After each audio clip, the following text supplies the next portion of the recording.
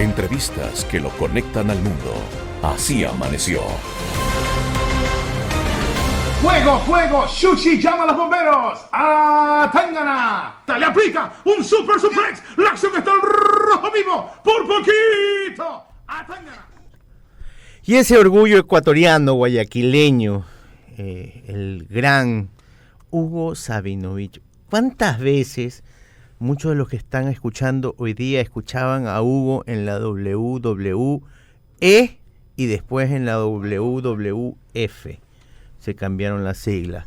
Pero lo mejor de todo es que sigue vigente, Hugo. La gente siempre habla de Huguito, de Atangana y de todos estos modismos que él luchaba y que hacían que la lucha libre, cuando la veíamos en español, fuera tan nuestra. Hemos llamado el día de hoy a este personaje. Hugo, buenos días, ¿cómo estás? Muchísimas gracias por estar esta mañana con nosotros. ¡Brutal, brutal! ¡Dale que no soy yo! ¡Fua, fua, fua! ¡Atangana! Saludos, los bendigo, gracias por la invitación. Y aquí estamos para hablar con nuestra gente. Sin dormir, estaba haciendo lucha en Mérida, México, y el día antes en Filadelfia, pero aquí estamos. Es un privilegio poder comunicarnos y que podamos hablar un ratito. Con tu tierra, con Guayaquil, aquí naciste, ¿verdad, Hugo? Sí, era un chico malo. Yo creo que nací para ser luchador porque era que me gustaba ir de barrio en barrio a pelear con los más grandes. ¿En qué barrio Entonces, naciste? Era en la parte de la Capitán Nájera. Ajá. Y la octava. Ahí tenía mi tío una fábrica de cama. Y entre dos casas que eran de ellos, ahí había la fábrica. Y entonces yo salía y me le escapaba a Doña Mélida.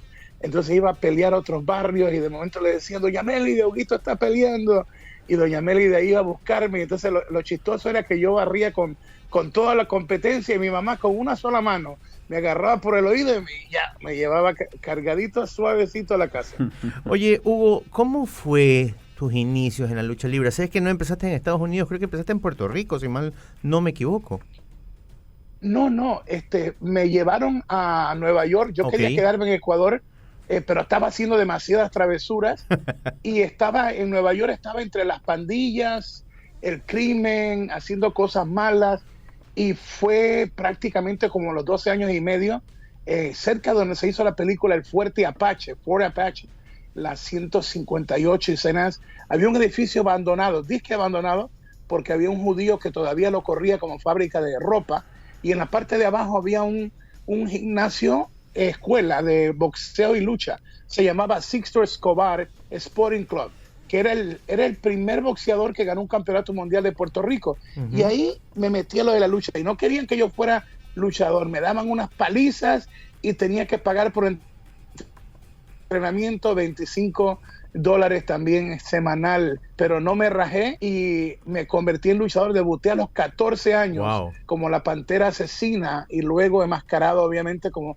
la Pantera Ecuatoriana, así que llevaba como desde los 14 años. Fui campeón mundial semicompleto de la NWA 2 veces en República Dominicana, derrotando al ídolo máximo Jack Veneno. Fui campeón de Puerto Rico, campeón mundial en parejas, y ayudé a construir a uno de los rudos más grandes del Caribe, Relámpago Hernández, con quien fui campeón mundial en parejas, y ahí pues se inició todo lo que fue mi carrera. Y un día pues caí en la parte de esto de anunciar y narrar y presentar programas, porque un promotor mexicano me dijo, chiquitín, un día usted no va a ser luchador, usted va a ser el hombre del micrófono y la palabra que usted va a utilizar va a ser Atangana. Y yo decía, oye, este señor mexicano está loco, yo recién estoy comenzando a luchar y él me está retirando y me quiere dar un micrófono y todo.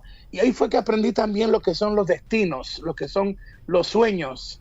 Y pasó unos años y el promotor de Puerto Rico, Carlos Colón y Llovica, me dijeron, nos hemos peleado con el productor Riquín Sánchez, que en paz descanse, era un hombre que también narraba el béisbol profesional, y él era el productor, dueño de un estudio de televisión. Se pelearon y en una isla del Caribe, de las Islas Vírgenes, Santa Cruz se llama, St. Croix, me dijeron, esta va a ser su noche, no lo puede saber nadie, y entré a hacer las entrevistas en secreto, y cuando llegó una lucha de momento estaba luchando el verdugo Hangman Bobby Jaggers contra el Invader, y yo comencé a narrar, ahí está el Invader, viene, catapulta sobre el verdugo Hangman Bobby Jaggers, y en el momento, ahí está el puño al corazón, y yo dije, ¡ah, Tangana! Y era como que si esa palabra estaba dentro de mí, y ese día nació y se convirtió en parte de mi sello de narración. Hugo, Carlos Colón, Abdullah the Butcher, a tus principios de tus carreras, tú estuviste inmediatamente con los grandes. Sí, tuve la bendición de que me entré a un mundo que es muy peligroso, pero dijo Carlos Colón, que fue mi archirrival, decía, lo que pasa es que tú eres bueno luchando, pero yo lo que traigo aquí son monstruos, unos gigantes enormes, André el Gigante, todos los demás. Entonces me dice, yo quisiera hacerte el apoderado, el manager, la figura antagónica, el malo, el malvado que trae los asesinos al Caribe.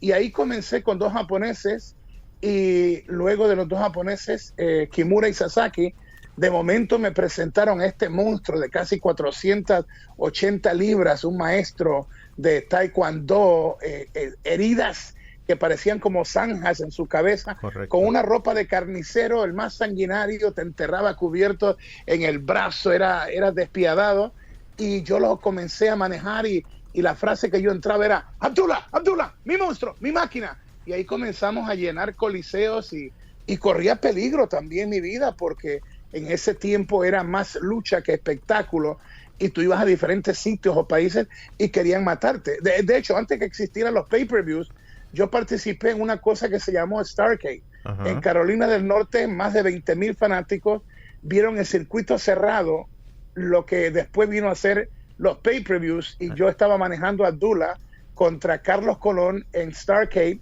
y para llegar al ring a detener a Carlos Colón, que no le ganara a mi monstruo, tuve que pasar por el ringside y aguanté golpes, patadas, y llegué al ring y le tuve que no ganar a Carlos con la figura 4 Abdullah, pero del camino al ring yo aguanté patadas, yo era como el balón de fútbol, Dios porque mío. Me dieron los fanáticos, pero como pandereta de culto pentecostal, me dieron durísimo, por poquito. Pandereta de culto pentecostal, qué buena comparación. ¿Cómo llegaste a la WWF en esa época? ¿Cómo llegaste a Vince McMahon? Sí. Ajá, Vince quería llevarme para allá, pero yo estaba también en el Caribe, en Puerto Rico específicamente, y hacía los programas en inglés, desde Panamá para arriba, y en inglés todo lo que eran las Islas Vírgenes, también las partes que eran de alemanas y francesas, y la grande plaza era Trinidad Tobago. Yo hacía el programa en inglés, entonces logré pegarlo fuerte, y Vince quería llevarme, pero en ese tiempo, antes de que viniera la rubia en mi vida, en paz descanse, con quien estuve 30 años casado, la tercera esposa mía era una luchadora muy bella, más alta que yo, Wendy Richter, que es parte del Salón de la Fama de la WWE, fue manejada por la cantante Cyndi Lauper. Entonces nos enamoramos, y ella trabajaba para Vince, era campeona mundial, y yo era la oposición de Vince, con todas las demás empresas que querían tumbarlo a él, y yo en ese momento tenía mejor rating en Univision Nueva York que el programa de él mismo. Entonces él quería llevarme, pero yo le dije, Vince, es que no es un buen negocio yo ir contigo, primero porque estoy haciendo dinero pero como loco acá, y a los sitios que yo no iba a luchar como hacía los programas, me daban como si yo estuviera luchando en la primera lucha, o sea, hacía dinero sin ir, y la isla era pequeña. A mí siempre me ha gustado, bueno, imagínate, soy guayaquileño, la costa, el calorcito, la el humedad, sol, y yo dije, esto es lo que me gusta. Y lo otro es que si tú te enojas con Wendy, que es tu campeona, tú vas a despedirla a ella y a mí. Y él me recordó en ese momento que cuando fuimos a casarnos, ella estaba en ese tiempo, pues la MTV era el Rock and Wrestling Connection, y era Hulk Hogan y ella. Y el día que me iba a casar con ella, estaba en vivo, y la gente estaba tan fuerte que no se fueron a tiempo, acumularon media hora más. Y yo estaba en South of the Border, en las Carolinas, esperando lo que iba a ser mi esposa.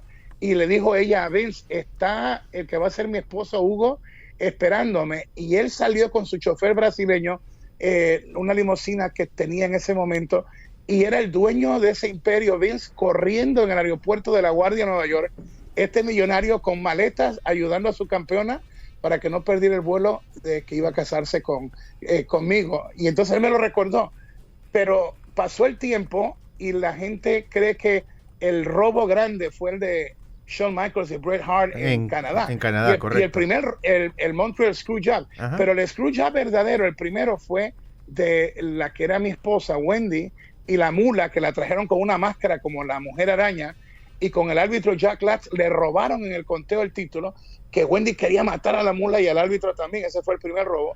Y si me hubiera ido con él en ese momento, me iba a despedir. Pasaron los años y entonces Bret Hart y Savio Vega están en Alemania y le dicen a Vince, oye, Hugo anda en problemas, le quedaron a deber dinero el señor Carlos Colón y Llovica, y entonces Hugo ha abierto un bar y anda en malos pasos, anda en bebida, anda en mujeres, anda en drogados. Entonces Vince me llamó, la historia larga y corta, yo pensé que era uno de los bushwhackers, de los pastores, Luke Williams, que lo imita perfecto, y después de 15 minutos me di cuenta que no era Luke Williams, que era el verdadero Vince hablándome, y me ofreció para que yo fuera allá con un estrechón de mano.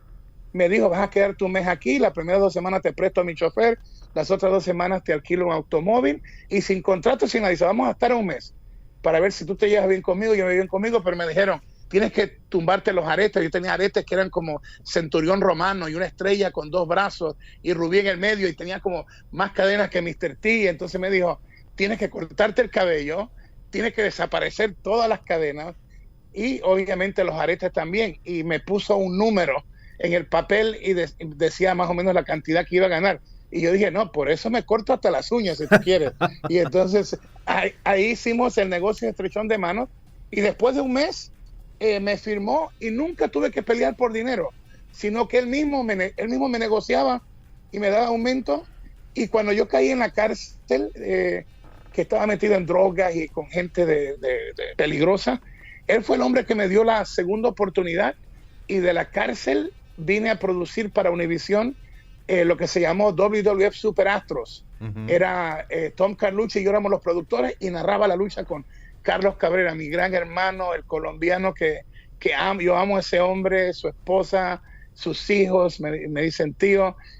Fue una bendición unirnos en el camino, porque ayudamos a solidificar lo que era la narración en español, y fue un lujo de tener a Carlitos, y a veces lo llevamos a AAA México, ¿no? Y cuando nos juntamos, ese romance es como un romance precioso y algo bien lindo. Es cuando tú amas a un ser humano, uh-huh, y no hay celos, hay un respeto mutuo. Y ese hombre era periodista también, era ancla de Univision, tenía de los programas número 10 en Nueva York, inglés y español. Así que vino a la lucha libre, fue una bendición para mi vida, porque marcamos una época. Ahora en marzo vamos a comenzar lucha libre en Chile. Lleva años, como 40 años Chile, que no tiene lucha libre chilena, y Carlitos y yo vamos a ir para allá.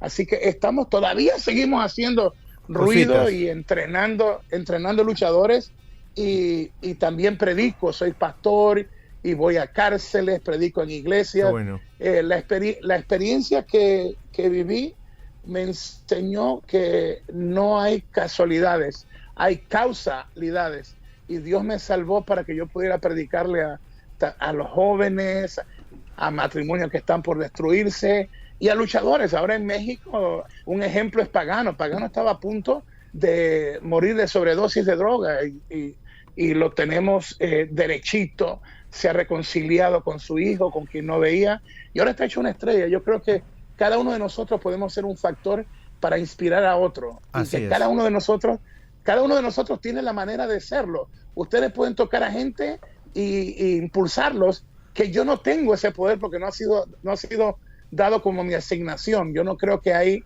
nadie que sea mejor que otro. Yo creo que todos tenemos un lugar en esto que llamamos planeta Tierra. Hugo, se nos quedan muchísimas cosas en el tintero. Y el tiempo se me acabó. Te puedo pedir de favor, porque la gente está como loca en la radio, una segunda parte de la entrevista. Se nos queda ¿Seguro? En el tintero el sillazo de Hulk Hogan, tu salida de la WWE. Wow. se nos queda en el tintero muchísimos temas. Les voy a pedir a producción que coordinen contigo para una segunda entrevista, porque la verdad es que mi celular no ha dejado de sonar. Pregúntale esto, pero pregúntale esto. Es que todos se acuerdan de su juventud. ¿Te puedo comprometer a eso, Hugo? Sí, más para ustedes, que Dios me los bendiga. Y también contarte de la locura que estamos haciendo. Vamos. Porque estamos en una serie con Disney Plus, que es de lucha, donde está mi voz. Uh-huh. Estamos abriendo en Cancún lo que se llama Broadway Meets Lucha. Es una arena teatro, es como Broadway, pero en lucha, y la voz mía es parte de la narrativa. Es algo que nunca se ha hecho. Así que tenemos unos temas muy interesantes, sí. Y también, si hay el tiempo, para hablarte de los toques y experiencias con Undertaker, con Bret the Hitman Hart. Todo eso, y la gente Michaels, se va a quedar picada. Así que vamos a una segunda entrevista. Te quiero agradecer muchísimo por la de hoy. La verdad es que saber que ecuatorianos han triunfado tanto nos llenan de orgullo, nos llenan de felicidad y sobre todo nos llenan de, si se puede, llegar siempre a hacer lo que uno quiere. Era Hugo Sabinovich, luchador profesional, promotor de lucha libre, ecuatoriano, y va a estar en la segunda parte de la entrevista pronto aquí en Así Amaneció.